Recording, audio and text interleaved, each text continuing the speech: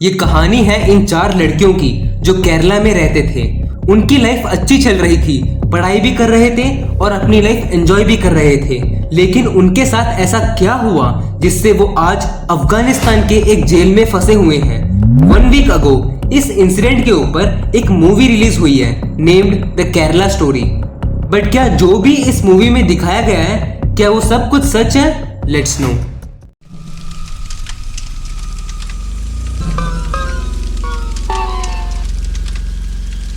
ISIS organisation ये एक ऐसा टेररिस्ट ऑर्गेनाइजेशन है जिनका मोटिव ये था कि ज्यादा से ज्यादा लोग इस्लाम में कन्वर्ट होकर इनके ऑर्गेनाइजेशन में ज्वाइन हो जाएं। ऐसा होने के लिए ये लोगों को ब्रेन वॉश करते थे। इसी ट्रैप में ये 4 गर्ल्स फंस गए थे। Let's know what happened with these girls. ये 4 गर्ल्स के नेम्स थे Sonia, Merin, Nimisha and Rafaela. Nimisha was a Hindu and remaining all others were Christians. So Sonia is from Kasargod in Kerala. She converted into Islam and married to a man named Abdul Rashid. Merin is from Palakkad. उसने भी एक बंदे से शादी कर ली।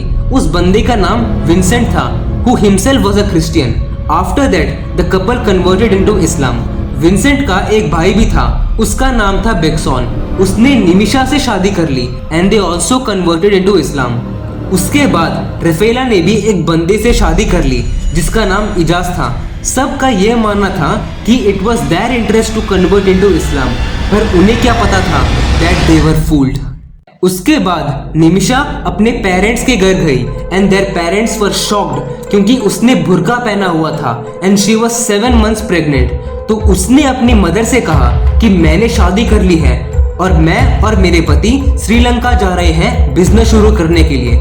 Her mother was deeply depressed ये सब होने के बाद। बट आफ्टर 3 years उनकी मदर को बहुत बड़ा शॉक लगा क्योंकि जब वो टीवी में न्यूज चैनल देख रही थी तब अचानक एक ब्रेकिंग न्यूज करके एक शो आया। वो न्यूज ये था कि 21 Indians have been caught in Afghanistan and they are a part of ISIS terrorist organisation. और वो 21 इंडियंस की फोटोज भी दिखाई जा रही थी और अनफॉर्चुनेटली उनकी डॉटर का फोटो भी उस 21 फोटोज में शामिल था।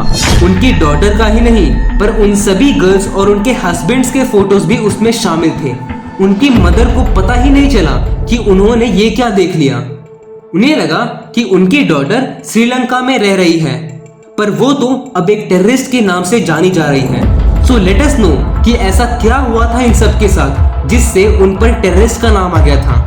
जब सब लड़कियों ने शादी कर ली तब उनके हस्बैंड्स ने ये कहा कि हम सब अफगानिस्तान चलते हैं, वहां पर हमारी लाइफ बहुत अच्छी होगी।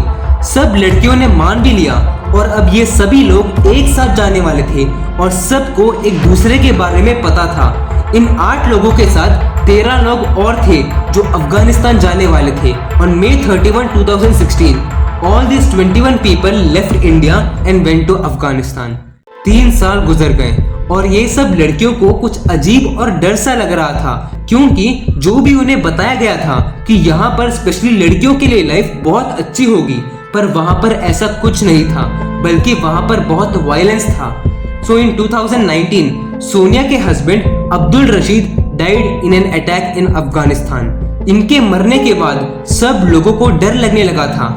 तो द ग्रुप ऑफ 21 पीपल ने ये डिसाइड किया कि हम अफगानिस्तान की अथॉरिटी के सामने सरेंडर करते हैं क्योंकि उन्हें लग रहा था कि वो अच्छे लोग हैं, उनके साथ बहुत बुरा हो रहा है। तो सब ने अथॉरिटीज के सामने अपने आप को सरेंडर कर लिया।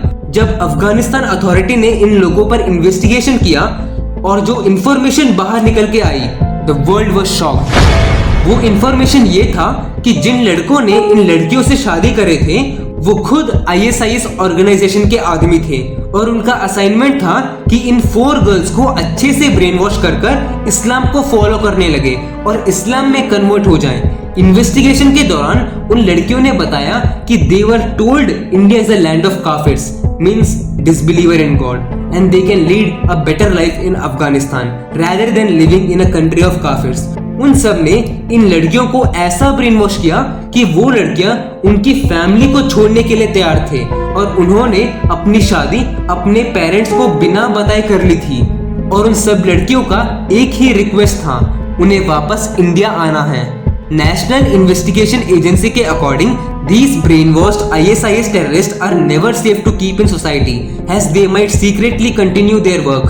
Considering this threat, the Indian government has decided not to allow them to return to the country, despite repeated pleadings from their parents and family members. और आज वो सारी लड़कियां उस अफगानिस्तान के जेल के अंदर हैं। उनकी फैमिली का कहना है कि एटलीस्ट उनकी लड़कियां अपने देश में सजा पूरी करें, ना कि बाहर देश में। लेकिन मूवी में दिखाया गया है कि 32,000 Indians were brainwashed and sent to Afghanistan, जो कि झूठ है। सिर्फ 60 इंडियंस ही अफगानिस्तान गए थे। और कई लोग बोलते हैं कि ये सारे मुस्लिम्स ऐसे ही होते हैं। ऐसा हमें कभी नहीं बोलना चाहिए, क्योंकि बहुत ही कम लोग होते हैं जो ये सब काम करते हैं। इसका मतलब ये थोड़ी ना है कि सारे लोग ऐसे हैं। अगर किसी और रिलीजन के 2 लोगों ने कुछ गलती की, हम ये थोड़ी ना बोलेंगे कि वो रिलीजन के सारे लोग ऐसे ही गलतियां करते हैं। So what do you think, those girls should come back to India or not? Share your thoughts in the comment section below. So this was all about the Kerala story. If you liked my video, please subscribe to my channel for more interesting and mysterious videos. Till then, goodbye.